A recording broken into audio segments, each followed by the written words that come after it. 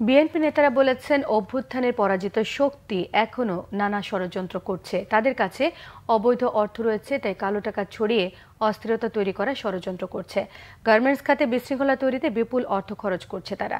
ছাত্র নাগরিকদের অভ্যুত্থান কোনোভাবেই ব্যর্থ হতে দেওয়া হবে না বলে হুঁশিয়ারি দিয়েছেন বিএনপি নেতারা। রিপোর্ট করছেন মিরাজ হোসেন গাজী। ছাত্র নাগরিক অভ্যুত্থানে নিহত রিকশাচালক সাগরের পরিবারের সাথে দেখা করতে রাজধানীর রামপুরা এলাকায় যান বিএনপির সিনিয়র যুগ্ম মহাসচিব রুহুল কবির রিজভী।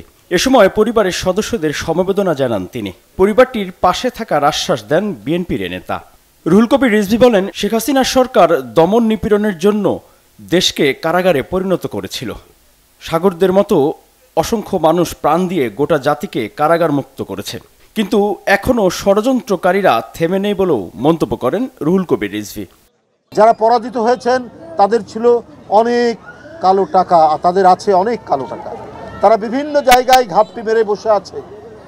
আজকে আমরা আশুলিয়ায় দেখছি গার্মেন্টস শ্রমিকদের অবস্থান, তাদের ন্যায্য দাবি যেটা, সেই ন্যায্য দাবির পূরণের ব্যাপারে আমাদের কোনো দ্বিমত নেই, কিন্তু কেবল একটি রাজনৈতিক সংগ্রামের মধ্যে দিয়ে বিজয় হয়েছে।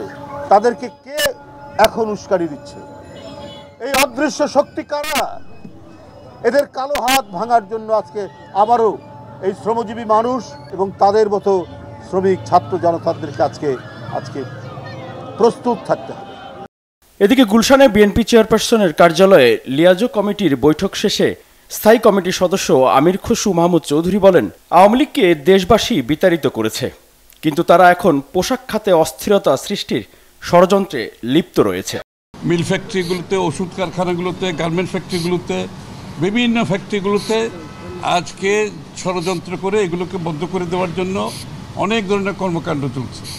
এখানে পেছন থেকে কারা আছে আমরা সবাই জানি। আমাদের জাতীয় ঐক্যের পরিপ্রেক্ষিতে আমরা দেশে একটা বড় ধরনের পরিবর্তনের মাধ্যমে নতুন বাংলাদেশ গড়ার যে প্রত্যয়, সেটার জন্য আমরা সকলে কাজ করছি।